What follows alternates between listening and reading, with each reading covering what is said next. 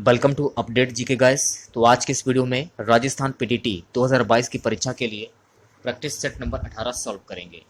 इस practice set में काफ़ी इंपॉर्टेंट क्वेश्चंस को कवर किया गया है और मैं आप लोगों को ये 100% गारंटी देता हूँ कि एग्जाम में बिल्कुल ऐसे ही क्वेश्चन पूछे जाएंगे। तो इस वीडियो को पूरा जरूर देखिए। वीडियो अच्छा लगे वीडियो को लाइक और शेयर जरूर करें। चैनल पर पहली बार विजिट कर रहे हैं तो चैनल को सब्सक्राइब करके बेल आइकन जो प्रेस करें, जिससे कि आने से नए वीडियो की नोटिफिकेशन आप सभी लोगों तक आसानी से पहुंच जाए। तो चलिए स्टार्ट करते हैं आज का वीडियो। ये हमारा राजस्थान पीटीटी 2022 की परीक्षा के लिए प्रैक्टिस सेट नंबर 18 होगा। आज का टारगेट रहेगा इस वीडियो पर 200 लाइक का। तो टारगेट को पूरा कीजिए आप लोग और सभी क्वेश्चन के आंसर आपको कमेंट बॉक्स में बताने हैं। पहला क्वेश्चन आपकी स्क्रीन पर क्वेश्चन है गाइस, राजस्थान राज्य सूचना आयोग के वर्तमान सूचना आयुक्त कौन है? ऑप्शन है आपके इनमें से कोई नहीं। HC Meena, PK Tiwari, Devendra Bhushan Gupta. Option D जो है आपका बिल्कुल करेक्ट हो जाएगा, देवेंद्र भूषण गुप्ता। राजस्थान के पूर्व मुख्य सचिव DV गुप्ता को राज्य का नया सूचना आयुक्त चीफ इंफॉर्मेशन कमिश्नर 4 दिसंबर 2020 को बनाया गया है। अगला क्वेश्चन देखिएगा। क्वेश्चन है, RSHRC के अध्यक्ष की नियुक्ति डैश की जाती है, किसके द्वारा की जाती है? RSHRC के अध्यक्ष की नियुक्ति किसके द्वारा की जाती है?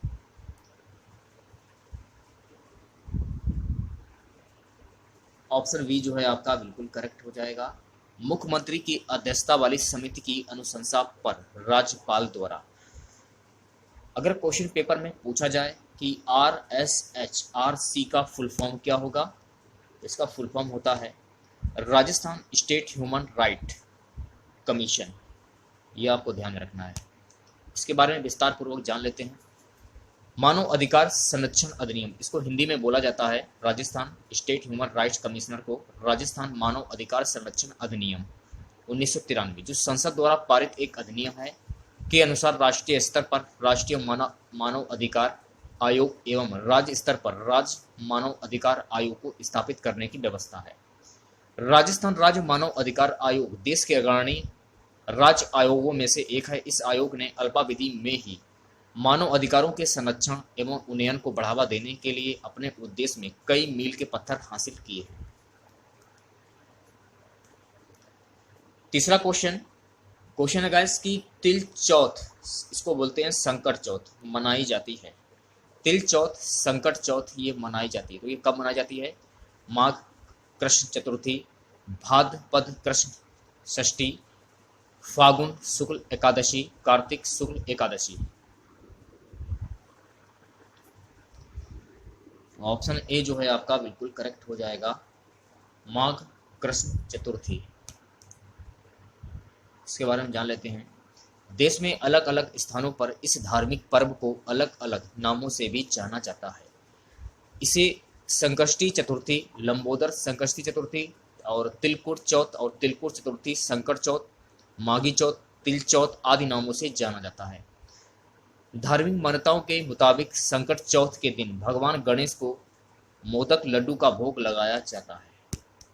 अगला क्वेश्चन, चौथा क्वेश्चन है गाइस, रतौंधी डैश की कमी के कारण होता है। रतौंधी जो रोग है ये किसकी कमी के कारण होता है? Vitamin B, vitamin C, vitamin A या विटामिन के? सी वाला जो ऑप्शन है आपका विटामिन के बिल्कुल करेक्ट हो जाएगा। इस क्वेश्चन से रिलेटेड कुछ चीजें जान लेते हैं।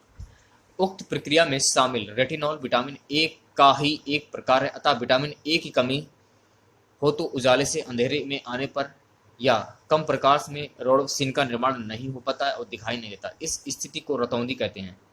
आधुनिक विशेषज्ञों के मुताबिक रतौंधी की वजह से विटामिन ए की कमी होना होता है।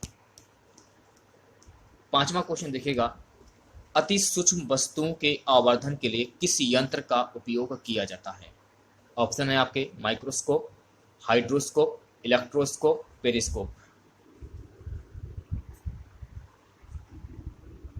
ऑप्शन ए जो है आपका बिल्कुल करेक्ट हो जाएगा, माइक्रोस्कोप। इस क्वेश्चन के बारे में जान लेते हैं, माइक्रोस्कोप होता क्या है।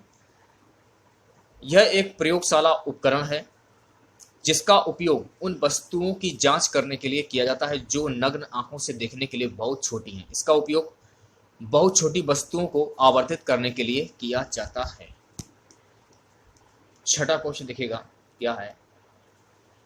छठा क्वेश्चन है गाइस कि मनुष्यों में रक्त क्षीणता, इसे बोला जाता है एनीमिया, का मुख्य कारण क्या है? विटामिन के की कमी, लौह की कमी, विटामिन डी की कमी, विटामिन ई की कमी।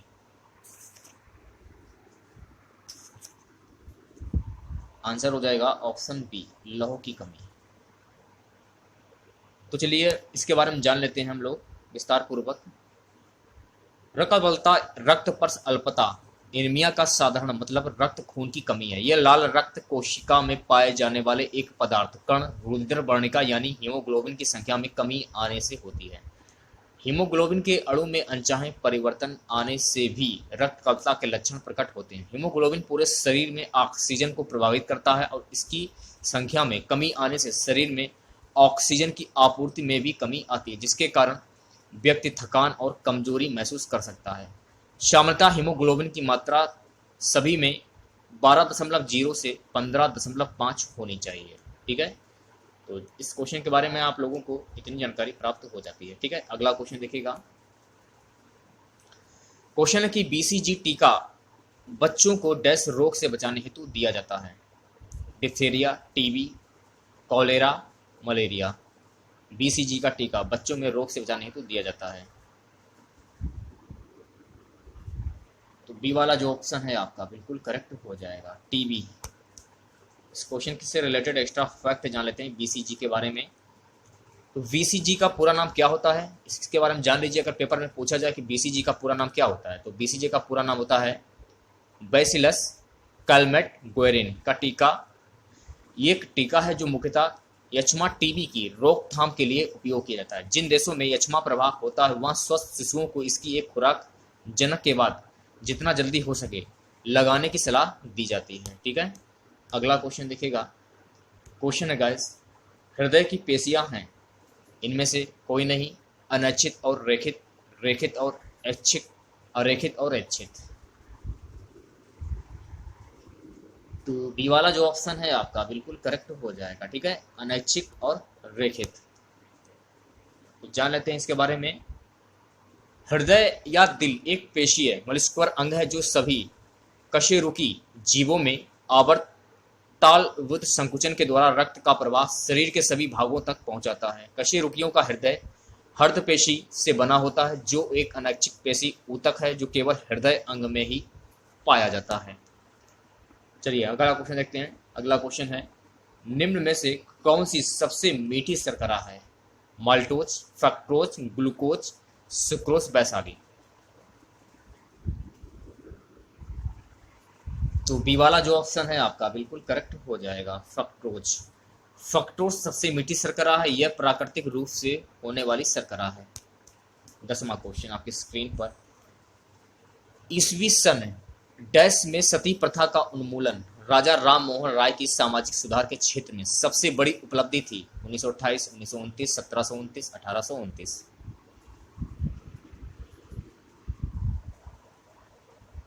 डी वाला जो ऑप्शन है आपका बिल्कुल करेक्ट हो जाएगा, 1829। सती प्रथा उन्मूलन के बारे में कुछ जान लेते हैं, समाज सुधार के बारे में। समाज सुधार के क्षेत्र में राजा राम मोहन राय की सबसे बड़ी उपलब्धि 1829 ईस्वी में सती प्रथा का उन्मूलन था। ठीक है, अगला क्वेश्चन देखिएगा। क्वेश्चन है गाइस, मुगल शासक जिसने 15 वर्ष निर्वासन में बिताए वह था जहांगीर, बाबर, हुमायूं, अकबर। मुगल शासक जिसने 15 वर्ष निर्वासन में बिताए, निर्वासन में हुमायूं ने बिताए थे। ऑप्शन सी जो है आपका बिल्कुल करेक्ट हो जाएगा। ठीक है, अगला क्वेश्चन देखिएगा। डैश के द्वारा भारतीय संविधान में शिक्षा का अधिकार अंततः स्थापित किया गया। 91वें संशोधन, 44वें संशोधन, 86वें संशोधन, 31वें संशोधन। तो सी वाला जो ऑप्शन है आपका बिल्कुल करेक्ट हो जाएगा, 86वें संशोधन। 86वां संशोधन के बारे में जान लेते हैं। आखिर का 86वां संशोधन होता क्या है, ये कब पारित किया गया? संविधान 86वां संशोधन अधिनियम 2012 द्वारा अनुच्छेद 21 का अंत स्थापित कर 6 से 14 वर्ष की आयु तक के बालकों के लिए निःशुल्क एवं अनिवार्य शिक्षा का प्रावधान किया गया है। 13वां क्वेश्चन, हिंदू महासभा की स्थापना डैश में हुई थी। तो हिंदू महासभा की स्थापना किस सन में हुई थी, ये क्वेश्चन में पूछा जा रहा है। 1815, 1917, 1916, 1915। हिंदू महासभा की स्थापना कब की गई थी? इसकी स्थापना सन 1915 में की गई थी। तो डी वाला जो ऑप्शन है आपका बिल्कुल करेक्ट हो जाएगा। हिंदू महासभा के बारे में विस्तार पूर्वक जानेंगे हम लोग। अखिल भारतीय हिंदू महासभा भारत का एक राजनीतिक दल है। यह एक भारतीय हिंदू राष्ट्रवादी संगठन है। इसकी स्थापना सन 1915 में हुई थी। विनायक दामोदर सावरकर इसके अध्यक्ष थे। केशव बलराम हेडगेवार इसके उपसभापति रहे। बालकृष्ण शिवराम मुंजे हिंदू महासभा के सदस्य थे। वे सन 1927 से 28 में अखिल भारतीय हिंदू महासभा के अध्यक्ष रहे।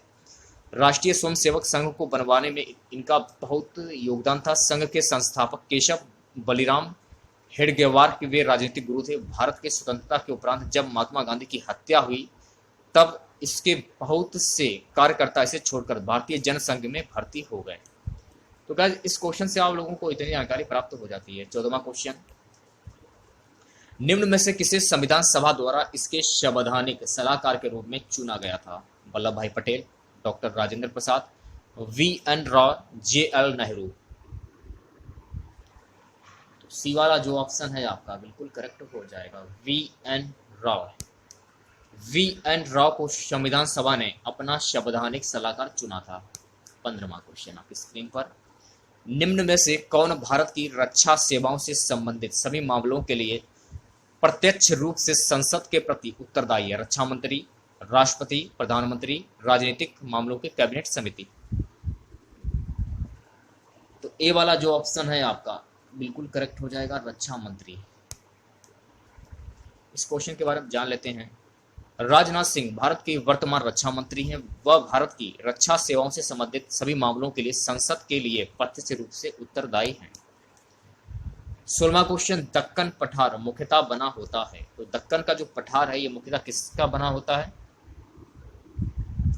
तो दक्कन का पठार जो होता है गाइस ये बेसाल्ट का बना होता है। ऑप्शन सी जो है आपका बिल्कुल करेक्ट हो जाएगा। दक्कन का पठार बेसाल्ट चट्टानों से बना है। बेसाल्ट में बहुत महीन दाने वाली संरचना होती है क्योंकि यह एक बहुमुखी आग्नेय चट्टान है। दक्कन का पठार खनिज निक्षेपण और कुछ कीमती पत्थरों से समृद्ध है। पठार का उत्तर पश्चिमी भाग लावा प्रवाह या आग्नेय चट्टानों से बना जिसे डंकन ट्रैप के नाम से भी जाना जाता है। ठीक है, अगला क्वेश्चन आपकी स्क्रीन पर। क्वेश्चन है, निम्न में से कौन सा अब तक स्थापित जैव मंडल निश्चय में शामिल नहीं है? कच्छ की खाड़ी, सुंदरबन, ग्रेट निकोबार, नंदा देवी। तो ए वाला जो ऑप्शन है आपका बिल्कुल करेक्ट हो जाएगा, कच्छ की खाड़ी। इस क्वेश्चन के बारे में जान लेते हैं रिलेटेड इस क्वेश्चन से। कच्छ की खाड़ी आखिरकार है कहां पर? कच्छ की खाड़ी गुजरात राज्य के उत्तर पश्चिम क्षेत्र में कच्छ जिला और जामनगर जिले के मध्य स्थित है। इस खाड़ी के पश्चिम में अरब सागर स्थित है। वैसे यह खाड़ी अरब सागर का ही एक हिस्सा है। गुजरात की पश्चिमी सीमा से 1600 किलोमीटर लंबा समुद्र तट है जो भारत के अन्य सभी राज्यों के समुद्र तटों की अपेक्षा सबसे लंबा है। यह समुद्र तट कच्छ की खाड़ी और खंपात की खाड़ी से मिलकर बना है। इस क्वेश्चन से आप लोगों को इतनी जानकारी प्राप्त हो जाती है। 18वां क्वेश्चन देखिएगा, नीति आयोग ने बिल एवं मेलिंडा गेट्स फाउंडेशन के साथ भागीदारी में प्रारंभ किया। ऑप्शन है आपके टीका उत्सव, पोषण ज्ञान, अन्नमय आहार क्रांति। नीति आयोग ने बिल एवं मेलिंडा गेट्स फाउंडेशन के साथ भागीदारी में प्रारंभ किया। तो बी वाला जो ऑप्शन है आपका बिल्कुल करेक्ट हो जाएगा, पोषण ज्ञान। 19वां क्वेश्चन देखेगा गाइस। क्वेश्चन है, भारतीय संविधान में अनुच्छेद 338 पिछड़े वर्गों के लिए राष्ट्रीय आयोग अंतः स्थापित किया गया। ऑप्शन है आपके 103 संशोधन अधिनियम 2019 द्वारा, बी है आपका 102 संशोधन अधिनियम 2018 द्वारा, सी है 104 संशोधन अधिनियम 2020 द्वारा और डी है 105 संशोधन अधिनियम 2021 द्वारा। करेक्ट आंसर हो जाएगा ऑप्शन बी। आज का हमारा सबसे लास्ट क्वेश्चन रहेगा, निम्न में से किस राज्य की सीमाएं 4 राष्ट्रों की सीमाओं से जुड़ी हैं? इनमें से कोई नहीं। असम, उत्तर प्रदेश, नागालैंड। तो ए वाला जो ऑप्शन है आपका, इनमें से कोई नहीं। जो राज्य की सीमा है 4 राष्ट्रों के साथ जुड़ी, वो है भारत नेपाल की सीमा। तो देख लीजिए, उत्तराखंड हुआ, उत्तर प्रदेश हुआ, बिहार हुआ, पश्चिम बंगाल और सिक्किम की सीमा नेपाल के साथ लगती हैं। भारत नेपाल अंतर्राष्ट्रीय सीमा की जो लंबाई है 1751 किलोमीटर है और इसकी सुरक्षा की जिम्मेदारी भी सशस्त्र सीमा बल के पास ही है। तो आज के इस वीडियो में बस इतना ही। आशा करते हैं आज का वीडियो आप लोगों को पसंद आया होगा। अगर आप लोग पीटीटी 2022 परीक्षा की तैयारी कर रहे हैं तो आप बिल्कुल सही चैनल पर आए हैं। तो इस चैनल को सब्सक्राइब करके बेल आइकन जो प्रेस करते हैं, जिससे कि आने वाले नए वीडियो की नोटिफिकेशन आप सभी लोगों तक आसानी से पहुंच जाए। आज का टारगेट रहेगा इस वीडियो पर 200 लाइक का, ठीक है। तो टारगेट को पूरा कीजिए आप लोग, और मैं कोशिश करूंगा आप लोगों के लिए ज़्यादा से ज़्यादा वीडियो ला सकूं। तो मिलते हैं नेक्स्ट वीडियो के साथ। जय हिंद, जय भारत।